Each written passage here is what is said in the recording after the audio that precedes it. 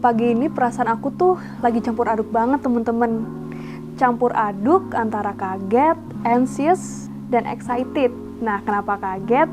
Jadi beberapa waktu yang lalu aku ditelepon oleh dosenku sewaktu kuliah S1 dulu.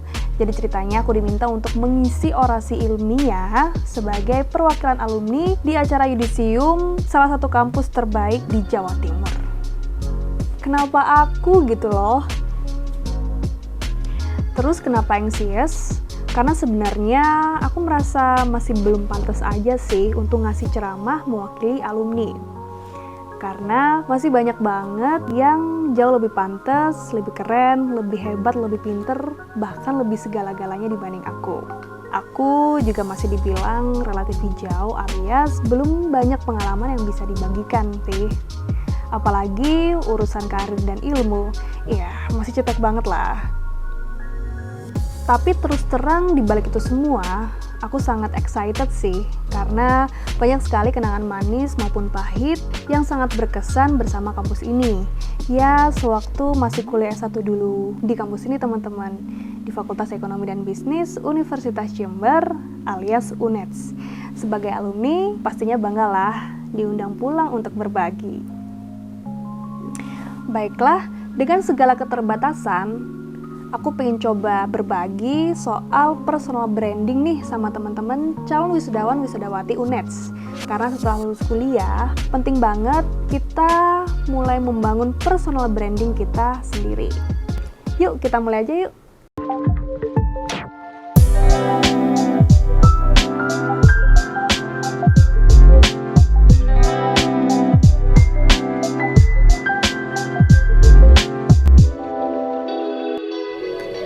Adik-adik yang masih S1 ini kan mungkin ya banyak yang sekarang mau kerja nih gitu kan, kira-kira bingung, aduh aku kerja di mana ya, mau kerja apa ya gitu ya.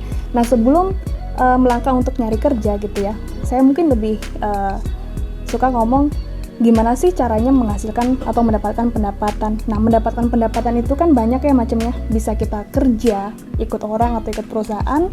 Kalau kerja entah itu jadi PNS, di BUMN, menjadi dosen, menjadi polisi, TNI, pegawai swasta, dan segala macamnya. Selain itu bisa juga nih, selain kerja kita buka usaha sendiri gitu ya. Atau kita sebagai profesional yang dibayar sesuai dengan jasa yang kita punya. Atau sekarang nih yang lagi hits, yang lagi viral, saya punya keahlian nih di bidang komunikasi, makeup artist misalnya, atau videografi dan segala macamnya. Jadi content creator, why not gitu loh. Jangan beranggapan, ya tapi kan udah banyak ya kak ya yang jadi content creator, telat dong kita. Nggak ada kata telat adik-adik. Selama kita mencoba, selama kita konsisten, rezeki itu sudah Allah, sudah Tuhan yang mengatur. Mulai aja selama konsisten, insya Allah akan ada rezekinya sendiri gitu. Gimana sih membangun personal branding? Itu kan berarti membangun apa nih yang bagus yang pengen kita sampaikan keluar gitu kan. Cara gampangnya minimal kita menganalisis SWOT.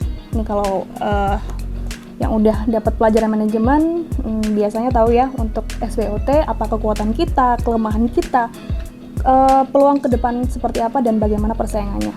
Dari kita tahu kekurangan dan kelemahan kita, itu akan membuat kita bisa memutuskan kita baiknya melangkah seperti apa ke depan gitu. Karena di wawancara kerja selalu pasti yang ditanya salah satunya, coba jelaskan apa sih kekuatan dan kelemahan kamu. Coba sebutkan 3 hal yang mencerminkan kekuatan dan kelemahan kamu. Itu pasti dipertanyakan. Jadi sangat penting banget adik-adik atau rekan-rekan mahasiswa, calon wisudawan wisudawati di sini untuk tahu ya bagaimana SWOT dari diri kita masing-masing. Next, kemudian media sosial adalah CV kita. Nah, kenapa saya bilang begitu? Karena di setiap seleksi administrasi kita selalu diminta mengisi ya, selain biodata diri kita nih, nama, alamat, telepon gitu ya.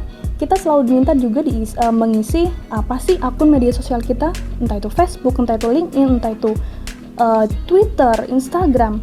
Dan itu akan menjadi salah satu screening ya dari pihak recruiter melihat nih gitu. Kira-kira misalnya adik-adik pengen dikenal sebagai communication facilitator, cantumkan gitu kan di Instagram gitu kan. Kemudian uploadlah kegiatan-kegiatan yang memang mendukung atau mencitrakan teman-teman atau adik-adik sebagai communication facilitator. Kalau misalnya rekan-rekan punya percaya diri yang oke gitu ya, tampilkan apa yang bisa adik-adik tampilkan di konten-konten di TikTok ataupun di YouTube misalnya. Next.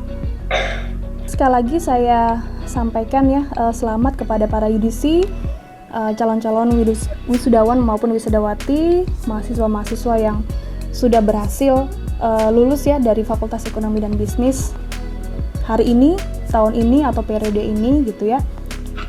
Ingat, selain hard skill yang adik-adik punya, tolong banget untuk bisa meningkatkan soft skill yang adik-adik punya, karena soft skill itu sangat penting ya di dunia kerja, di dunia usaha maupun sebagainya. Jadi begitu ya teman-teman orasi ilmiahnya. Pasti masih banyak kurang di sana-sini sih. Coba kalau teman-teman punya masukan, bisa sharing di kolom komentar ya. Intinya, personal branding itu penting banget sih untuk perjalanan karir ataupun bisnis kita.